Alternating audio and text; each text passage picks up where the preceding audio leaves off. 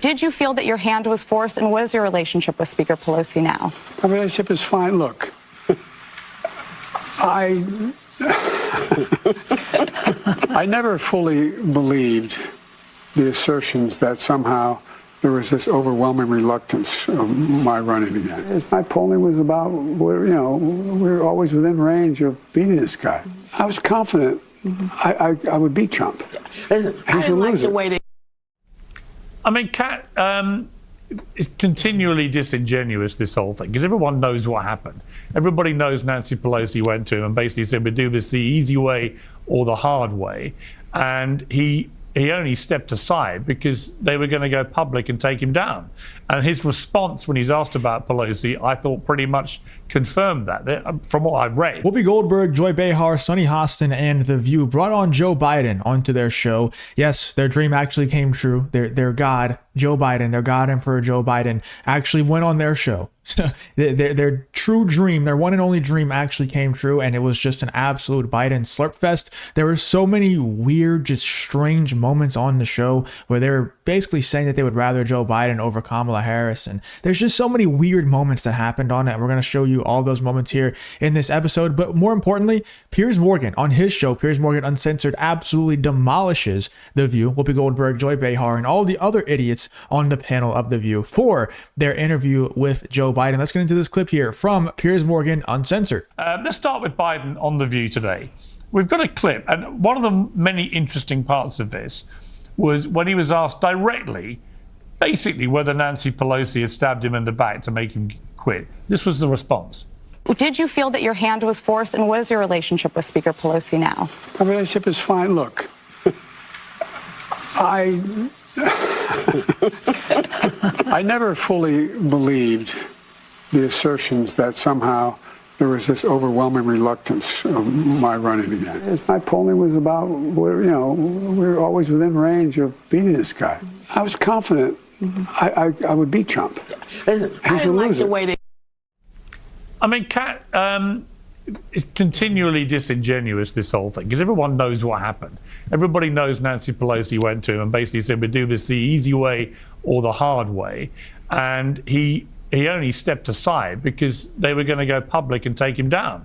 And his response when he's asked about Pelosi, I thought pretty much confirmed that. From what I've read, they haven't spoken since. Are they still just playing a bit of a game with everyone?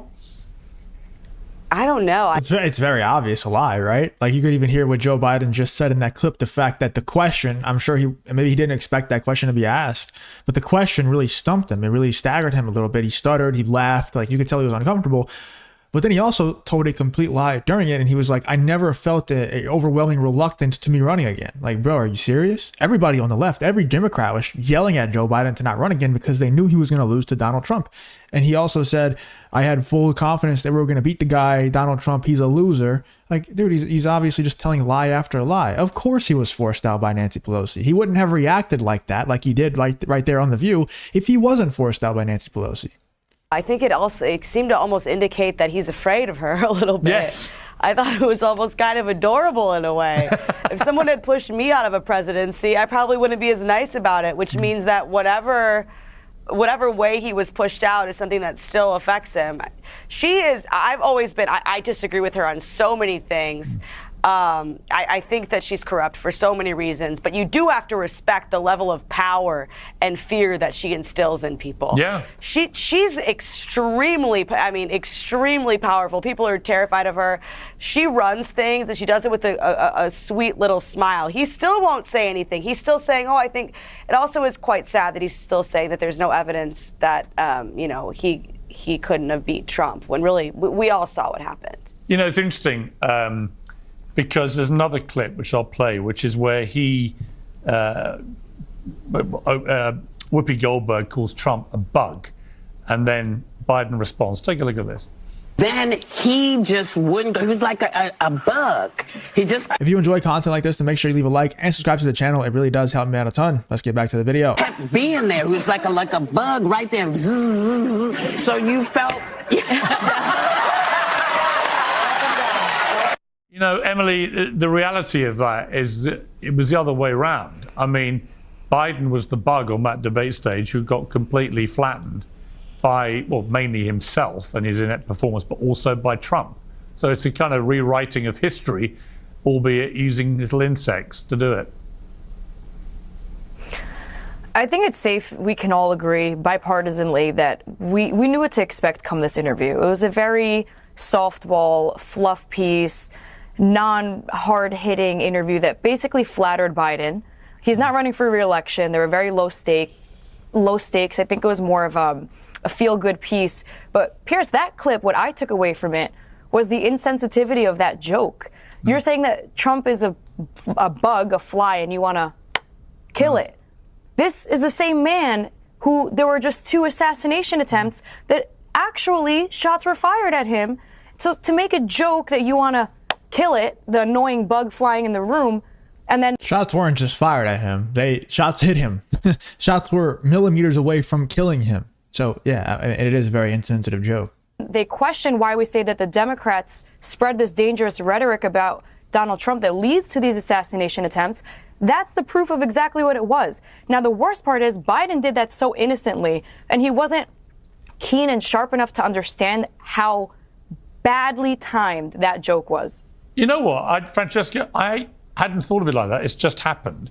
But when Emily says that, the way she says it, she's got a point, hasn't she? Yeah, I think that should be your leadoff. You know, Biden equates Trump with bug.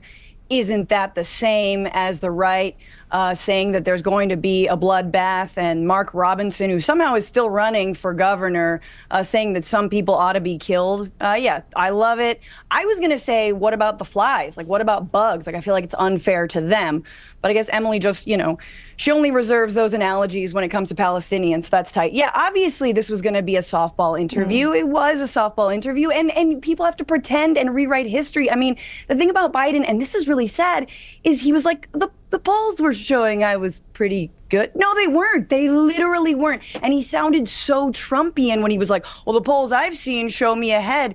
They weren't showing him ahead. And that's why, yes, Nancy Pelosi, super agree with Kat, right? Like, don't agree with Nancy on a lot of things, but she is a tough see you next Tuesday. And when she wants something done, she gets it done. It's either the easy way, or I don't even want to know what the hard way was. I feel like it involves her Manolo Blahniks and a tray of baked ziti. Whatever it is, it's scary. So, yeah. And the thing about Pelosi is this. She wants to win. And that's the thing about, like, a good politician. They do the thing that helps them win. Unless, obviously, you're J.D. Vance or Donald Trump. But, like, other than that, if you're smart, you try to make the moves to get you to win. Getting Biden to step down was a move to get Democrats to win. All right, Louise, let's play another clip. This is where he talks about being at peace with his decision, which actually he didn't take. But let's watch it. It was only 2 months ago that you decided to step aside from seeking re-election, putting your country first above any personal ambition, and passing the torch to the vice. I am at peace with my decision. Look, when I ran this last term, I said that I saw myself as a transition president. Yeah. Transitioning to a new generation of leadership. Now, I know I only look for Transition president is pretty accurate. I mean, considering how many, like, you know, trans generals he put into the military and stuff like that. I think transition president is actually, I think that's aptly named. Yeah, I think that we should start calling Joe Biden a transition president. I think that's perfect, considering the fact that he put, you know, the pride flag on the White House on, was it 4th of July, Memorial Day, whatever it was. The fact that he keeps appointing trans generals in the military, I think that's a pretty good name for him. 40, but I'm 180 years old. You know, Louise, on one level, it's all quite nice and folksy and fun, and he goes on a very liberal skewed show, and they all cheer him and treat him like a hero. On the other, it reminded me that he is actually still president of the United States. He's still the guy with his finger on the nuclear trigger. He's still the most powerful guy in America, if not the entire world. And yet, everyone assumes Kamala Harris is now running the show for the Democrats, not him. It's such a bizarre situation, isn't it? And it brings me to what I suspect might be not massively far-fetched, which is this growing theory that the big October surprise may be that he stands aside in October and allows Kamala Harris to assume the presidency to get her over the line. It's possible. I would be very surprised if he did that. He clearly didn't think that he should have been forced out of the race. I don't think he was dodging the question. I think he was admitting it, that Pelosi pushed him out of the race. That's what he was saying. I didn't buy what she was selling me, that I couldn't win. So I don't think he's going to give up the last few months of power. And if he does, I don't think it will have an effect on the race at all. Kamala Harris has got an unusual advantage. Yeah, why would that even affect the race? Like, I think that could possibly happen, but actually, no, I don't. I don't think for a second that Joe Biden will stand aside. Like, I guess there's like a 1% chance. Let me know in the comments if you think that could actually happen. I don't think there's a real chance of that happening. I don't even think that if it did happen, it would help Kamala Harris very much. Like, I think that if Kamala Harris is going to win the next election, she's going to win the next election. I don't think her being the sitting president because the current one, stood down, I don't think that would affect anybody's decision. I don't know why that would. So I don't know. Let me know in the comments. Do you guys think that Joe Biden would actually step down, or do you think that there's zero chance of that happening? I think it's pretty close to zero because of the response that he gave on The View just there, a couple of clips ago, wherever he was asked about, was he at peace with stepping down, and did Nancy Pelosi force him out? And he just got very awkward. He started stuttering and laughing. You could tell that he was trying to avoid the question because he is scared of Nancy Pelosi. I think it's pretty obvious to me. I don't know. Let me know what you guys think, though. Here. She's got half of an incumbency advantage, and she doesn't have to go and be vice president. Joe Biden's in the White House. He's taking care of business.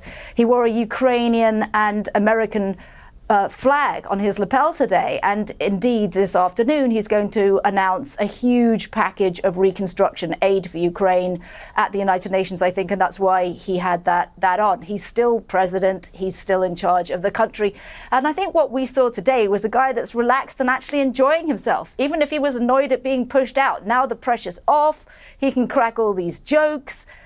He seems to be having a good time, what we would call in Britain D-mob happy. And I think he deserves it. I hope he does enjoy it. Was he cracking jokes? Like, also, are these people serious? Like, do you really think it's a positive that the guy is sending more money to Ukraine? Like, more? They're so brainwashed, dude. Like, every time I do these videos, especially when it involves The View, when it involves Whoopi Goldberg and any of these other idiots, like it always just black pills me even more into the fact that, like, no matter who wins this next election, no matter what happens in the next few years, like, dude, we're doomed regardless, because there's just so many brainwashed idiots out there that will never even entertain the idea that they might be brainwashed. There's so many. Like, we're just outnumbered at this point. Let me know in the comments what you think about Piers Morgan just destroying Whoopi Goldberg, Sunny Hostin, Joy Behar, and The View for their just very strange interview with Joe Biden. Let me know in the comments what you think about this whole Piers Morgan versus The View situation.